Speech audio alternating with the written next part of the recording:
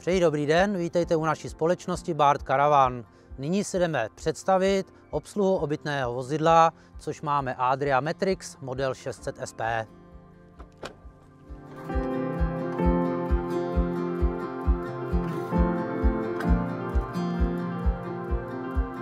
Nyní se nacházíme u volantu a vysvětlíme si obsluhu řízení. Vozidlo je postavené na podvozku Fiat Ducato, je to klasický dodávkový typ. Vozidlo má denní svícení, každopádně když necháte světlomety na symbolu hlavních světel, jakmile nastartujete, svítíte, jakmile vypnete zapalování, zhasnete. Nemusíte se bát, že byste si nechali svítit světla. Spodní páčka je potom tempomat. Tempomat, aby byl aktivní, tak s ním otočíte směr nahoru, pojedete ustálená rychlost, dám mu povel směr nahoru a tempomat drží konstantně nastavenou rychlost. Přidávám nahoru, ubírám dolů a tempomat vypínáme. Buď to z boku je jeho pauza, nebo klasicky přes pedály brzdou nebo spojkou. Pravá páčka je potom obsluha stěračů, včetně ostřikovačů. V tomto modelu máme manuální převodovku 6stupňovou, zpátečka se potom řadí přes prstenec. Zde se nám nachází multimediální zařízení, které umí rádio, DVD mechaniku, zároveň máte handsfree sadu, můžete se spárovat s telefonem, využívat handsfree sadu nebo si pouštět vlastní média. Samozřejmostí u našich vozidel je couvací kamera, kterou si buď to aktivujete manuálně, nebo se automaticky aktivuje po zařazení zpátečky. Plus tady máte navigaci a ta navigace je speciální kemprová, tudíž zohledňuje veškeré rozměry tohohle z toho vozidla. Každopádně není všemocná. Samolepka, která je umístěná z vnitřní části clonky, to je, abyste teď hned věděli rozměry obytného vozidla, aby vás to někde nezaskočilo. A v kastlíku před spolujezdcem se vám schovávají USB-čkové porty, takže když si vezmete vlastní flash disk, připojíte se a už si pouštíte média, které máte na něm nahrané. V horní části nad multimediálním zařízením se nám schovává zároveň držák pro telefon či tablet, takže pohodlně můžete mít i náhled za jízdy. Přední stínění je integrované a vytáhne se ze spod směr nahoru, takže si krásně zatemníte čelní okno. Ke stolování slouží otočné sedačky, které vám umožní se dostat pohodlně ke stolu, a pokud byste si chtěli využít lavicového sezení, je možnost rozšíření stolu, tak abyste měli kompletní komfort. V horní části jsou umístěné úložné prostory a tuto skřínku jsme vám zabrali, protože jsme do ní schovali doklady od vozidla. Tento panel je hlavní ovládací panel vnitřní nástavbové části. Na tomto panelu si budete aktivovat, plus se budete informovat. Důležité pro vás je aktivace vnitřního svícení, aby vám fungovaly vypínače, aktivace venkovního osvětlení, AUX vás nezajímá, aktivace vodního čerpadla a zde se již budete informovat. První baterie vám ukazuje stav startovací baterie a druhá baterie, ta zadní, je stav dobytí té zadní nástavbové baterie. Zároveň zde máme ukazatele nádrží, modrá nádrž je na čistou vodu, to je pro vaši potřebu, a červená, tak ta nám signalizuje, jak máme zaplněnou nádrž na odpadní vodu. Zároveň se zde můžete informovat, jaké jsou momentální odběry z té nástavbové baterie a plus ukazatel vnitřní teploty a venkovní teploty. Ovládací panel ohřev vody a topení. Středovým tlačítkem, když ho zmáčkneme, vstoupíme do hlavního menu. Otáčením kolečka měníme symboly, do kterých budeme vstupovat, vždy ten, co nám bliká, do něj vstupujeme. Nejprve si vysvětlíme třetí symbol, což je zdroje, z čeho bude topení či boiler fungovat. Zmáčkneme tlačítko, tím vstupujeme, primárně máme nastavený plyn, ale každopádně toto vozidlo má zároveň winter paket, takže jsou tu volitelné zdroje. Mix, kombinace elektriky s plynem, anebo potom čistě, když jsme například v kempu připojeni na síti, umíme vše obsluhovat z elektriky. Každopádně my si momentálně nastavíme plyn, protože ten máte vždycky k dispozici. Potvrdíme. První symbol, autíčko s teploměrem, je topení do vozidla. Vstoupím, nastavím si požadovanou teplotu a potvrdím. V záhlaví už se mě objevil plamínek, což znamená aktivní topení a jaký zdroj jsme mu zvolili. Kdybychom tu měli opravdu hodně velkou zimu, tak dokážeme zvýšit ventilaci, což je čtvrtý symbol. Vstoupím a nastavím si vyšší úroveň ventilace, abychom to rychleji vytopili. Úplně to není potřeba. Potom druhý symbol, tak máme ohřev užitné vody. Je tu 15-litrový boiler, vstoupíme a to už jsou úrovně. První úroveň Eco, což je 40 stupňů, druhá Hot, což máte 60 stupňů a poslední je rychlo ohřev, což je, když jde více osob po sobě do sprchy, aby se rychleji nahřívala voda. V tomto režimu to nesmí běžet déle jak půl hodiny, takže nastavíme si hot, což je 60 stupňů a potvrdíme. Opět se nám to objevilo v záhlaví, aby jsme věděli, co máme aktivního a z jakého zdroje to bude fungovat. Potom ve spodním řádku máme řízený start-stop, tedy bychom šli na výlet, chtěli jsme se vrátit do vytepleného vozidla, nastavíme si čas plus teplotu požadovanou a vozidlo se vytopí automaticky na zvolený čas. Ovládací tlačítko pro elektricky sklopnou postel. Nyní jsme docílili koncové polohy a máme přichystané horní spaní.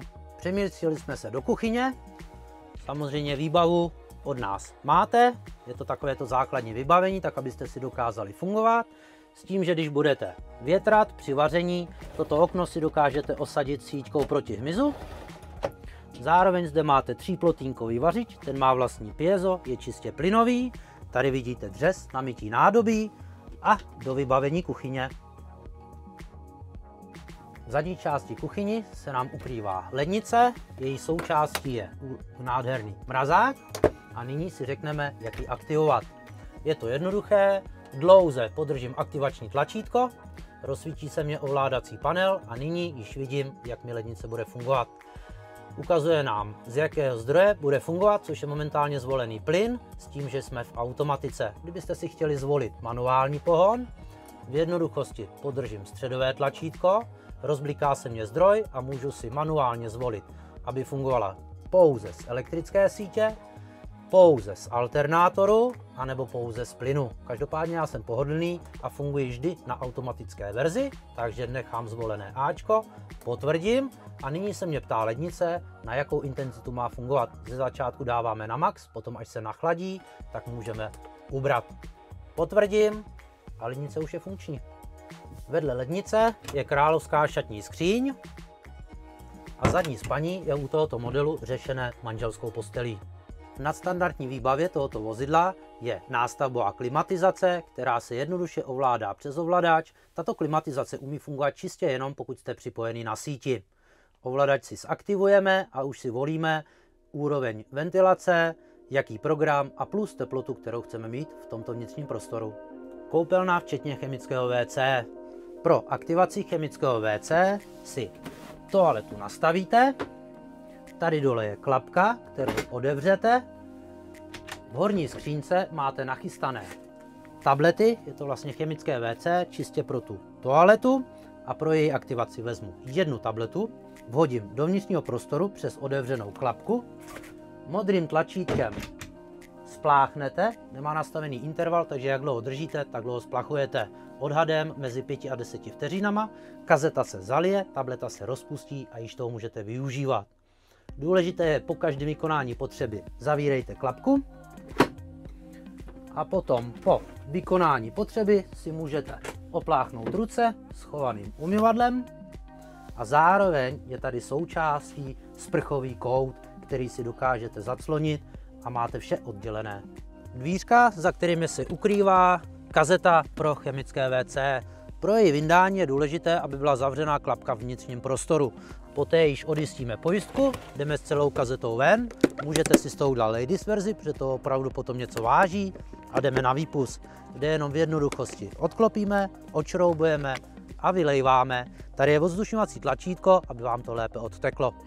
Prázdnou vracíme zpátky a můžeme opět využívat toalety. Úložný prostor garáže,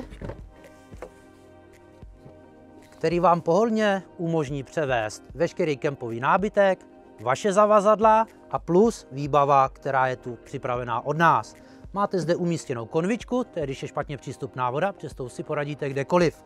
Zároveň je zde prodlužka na síť s redukčním kabelem do sítě v kempu, základní sada na úklid, vanička pro nádobí, sada 2 nájezdových klínů, které vám pomůžou vyrovnat vozidlo, sada nářadí, kde jsou šroubáky, kleště, kladívko, když potom budete kotvit markízu.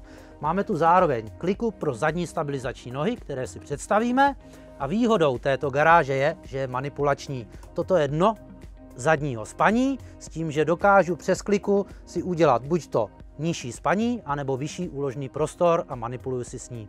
V zadní části pod garáží máme schované stabilizační nohy. Máme nachystanou kliku, nasuneme se na vysunutý šroub a nohu stáhneme směr dolů.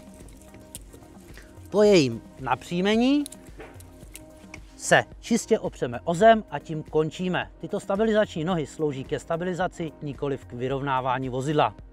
U levého zadního kola máme výpust pro odpadní nádrž. Je to v jednoduchosti pákový kohout, otočím klapkou a vypustím na určených místech danou odpadní nádrž.